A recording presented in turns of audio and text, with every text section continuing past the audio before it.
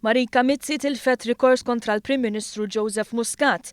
Mizzi kienet ingaġġata bħala Communications Coordinator fis-Segretarjat tal-Uffiċċju tal-President ta' Malta f'April tal-2009. F'April tal-2014 kienet avżata li l-kuntratt tagħha kien se jintemm minħabba tibdil fil-Presidenza. Meta ġara dan, Mizzi insistit li kellha tkun intitolata għal ħlas ta' somma li tiġi likwidata minħabba klawżola li kkwotat mill-kuntratt tagħha u għax ma seħħx hekk marret il-qorti.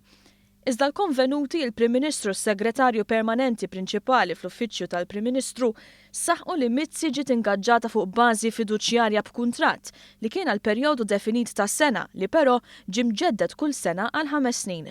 Sostnew li meta skada t-terminu tal-Presidenza ta' George Abela, skada l-aħħar kuntratt ta' sena ta' Mizzi u li l-klawżola kwotata minna tipproteġi lill-impjegat li jkun daħal għal kuntratt f'każ li jintemlu l-impjieg qabel l-iskadenza tat-terminu fil-kuntratt. Fil-fatt il-qorti ġaħdet it-talbiet ta' Mizzi bl-ispejjeż kontra tagħha.